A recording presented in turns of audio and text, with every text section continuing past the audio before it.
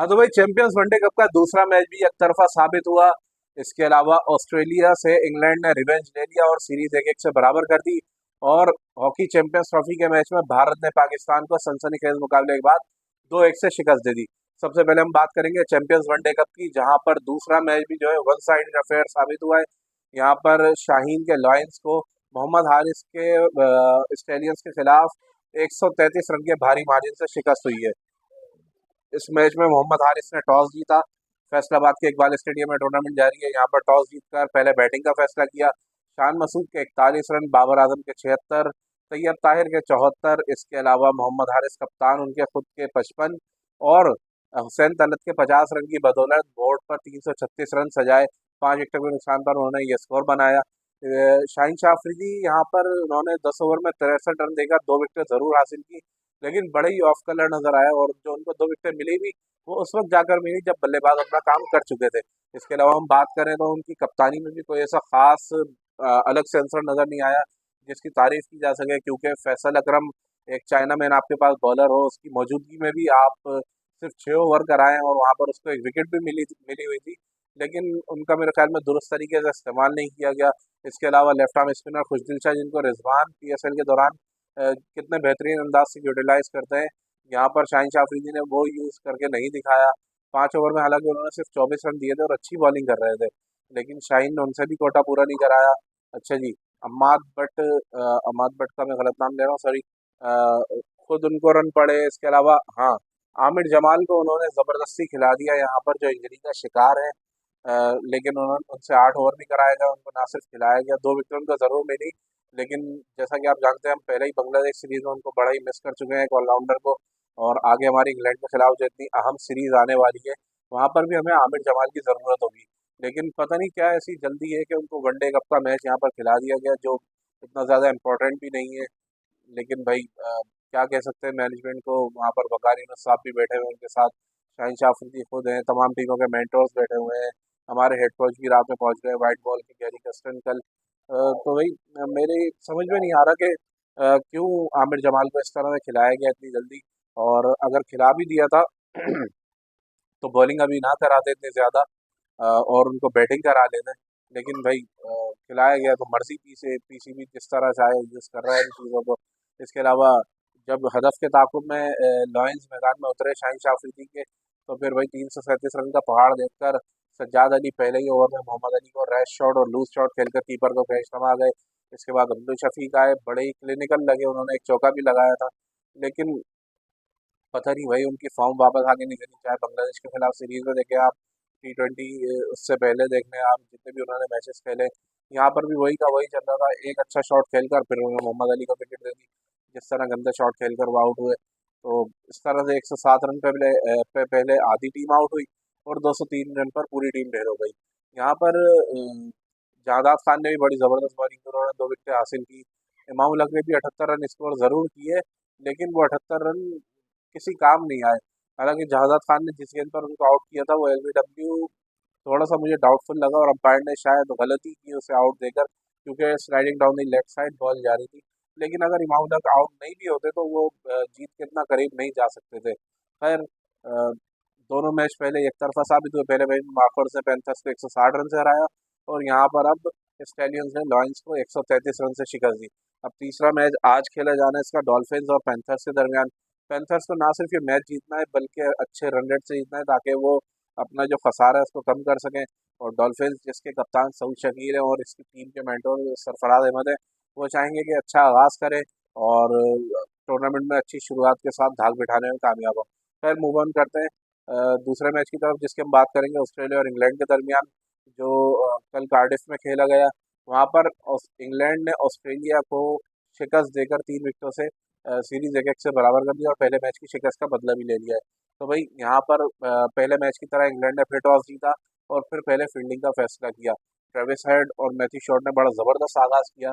Travis head ने आपने देखा होगा कि जिस तरह वो आते हैं और वह पहली गेंद से चार्ज करते हैं, जिस तरह उन्होंने हिटिंग की है, रीस टॉपली को मारा, ब्राइटन का उसको जो ऑस्ट्रेलिया का एक और इंग्लैंड का एक और ब्राइटन कार्स मेरे ख्याल में बॉलिंग कर रहा था वहाँ पर, उसके खिलाफ भी अटैक किया। बहुत ही ज़बरदस्त इनिंग्स खेली उन्होंने, लेकिन बहुत जल्दी खत्म हो गई। 13 गेंदों में मेरे ख्याल में कोई 33 रन बनाए उन्होंने। मैथ्यू शॉट भी 39 रन बनाकर आउट हो गए।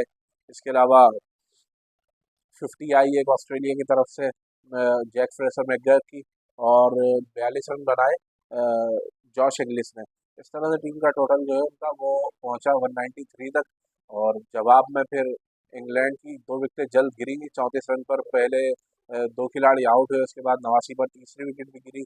लेकिन लिविंगस्टन ने जिस तरह काउंटर अटैक किया और जिस तरह की उन्होंने इनिंग्स खेली, 47 गेंदों पर 87 रन स्कोर किए, 5 चौके और करीबन 6 छक्के उन्होंने लगाए। बहुत ही ज़बरदस्त तरीके से अटैक किया। और जो जैकब थे उनके साथ पार्टनरशिप में जैकब बेथल, चौथी या पांचवी विकेट पर ये पार्टनरशिप लगी थी। बहुत ही कमाल की पार्टनरशिप थी और इसने एक तरफा करके रख दिया था इस मैच को। यहाँ पर जैकब बेथल ने जो 24 गेंदों पर 44 रन बनाए। ऑस्ट्रेलिया ने इस मैच में 7 बॉलर्स का इस्तेमाल किया। मिचेल मार्श जो 7वां चेंज उन्होंने किया था वो लेकर आए थे मैथ्यू शॉट को बॉलिंग पे। तो 9वां ओवर उनसे कराया गया था जहाँ पर उनको एक विकेट मिली थी।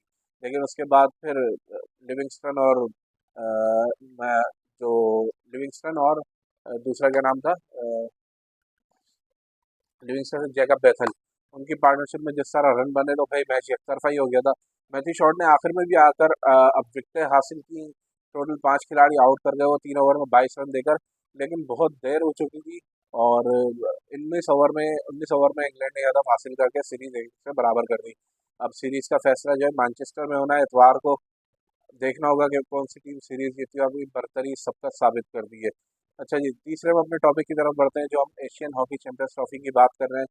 इंडिया ने सनसनीखेज मुकाबले में पाकिस्तान को 2-1 से हरा दिया है। यहाँ पर पहले क्वार्टर में पाकिस्तान ने बरतरी ली, छठे मिनट में गोल करके अहमद नदीम ने गोल किया पाकिस्तान की जानिब से। उसके बाद ये बरतरी ज़्यादा देर कायम ना रही। इंडिया के हरमनप्रीत सिंह ने पेनल्टी कॉर्नर पर गोल दागकर पहले क्वार्टर में मुकाबला बराबर कर दिया। दूसरे क्वार्टर में फिर इंडिया बरतरी ले गया, तो 2 क्वार्टर में 2-1 की बढ़त हासिल हो गई। तीसरे क्वार्टर में पाकिस्तानी खिलाड़ियों ने ज़बरदस्त खेल का मुजाहरा किया और ज़्यादातर इंडिया के हाफ में गेम हुआ, क्योंकि पाकिस्तानी खिलाड़ी अटैक पर थे। लेकिन पाकिस्तान को पेनल्टी कॉर्नर्स भी मिले लेकिन गोल में कन्वर्ट ना कर सके। और तीसरा क्वार्टर भी इसी तरह ख़त्म हुआ। चौथे क्वार्टर में भी जंग तो बहुत ज़्यादा हुई, लड़ी दोनों टीमें, लेकिन कोई टीम उसके बाद गोल करने में कामयाब नहीं हुई और मुकाबला जो है 2-1 पर ख़त्म हो गया। कुछ बात करेंगे हम पाकिस्तान और इंडिया के पास रिकॉर्ड के बारे में। अब तक पाकिस्तान और इंडिया की टीमें इस मैच को मिलाकर 182 बार मद्दे मुकाबिल आ चुकी हैं, जिसमें से 82 मैचेस पाकिस्तान ने और 67 मैचेस इंडिया ने जीता है। 31-32 मैच जो है वो ड्रॉ हुए हैं। इसके अलावा टेस्ट सीरीज़ों की बात करें तो यहाँ पर टोटल 52 खेले गए। 25 में पाकिस्तान कामयाब हुआ, 16 में इंडिया ने मैदान मारा और 11 मुकाबले बराबर रहे। ओलंपिक गेम्स में 7 मरतबा मद्दे मुकाबिला, यहाँ पर भी पाकिस्तान 4 बार कामयाब हुआ, 2 बार शिकस्त हुई, एक ड्रॉ हुआ। वर्ल्ड कप मुकाबलों में 5 बार आमना सामना हुआ, यहाँ पर इंडिया थोड़ा बेहतर है, उन्होंने 3 जीते, पाकिस्तान ने 2। चैंपियंस ट्रॉफी की बात करें तो 19 में से 7 बार इंडिया जीता है और 12 मुकाबले पाकिस्तान ने जीते हैं।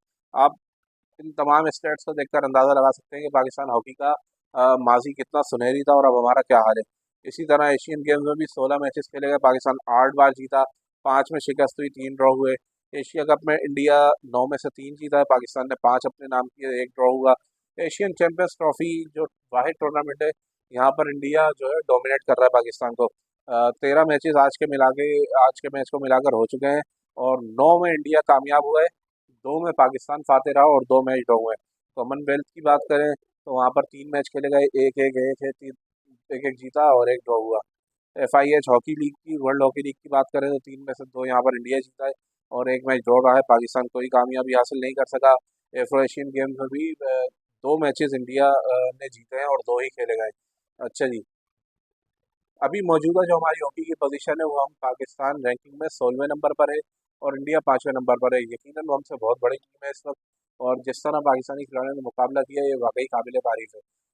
कल मैं एक टीवी इंटरव्यू देख रहा था, पाकिस्तान टीम के हेड कोच ताहिर जमान, उन्होंने गुफ्तगू की वहाँ पर किसी प्रोग्राम में, तो उनका कहना था कि हमारे लड़के किसी भी टीम को सरप्राइज़ करने की सलाहियत रखते हैं और भारत के खिलाफ बड़ा सरप्राइज़ दे सकते हैं। खैर सरप्राइज़ तो ना दे सके मगर एक बहुत अच्छी फाइट की है। और दूसरा ये कि वो उनका ये भी कहना था कि हम अपनी गलतियों से सीख रहे हैं, तो हमारे लड़कों में ये चीज़ नज़र आई है।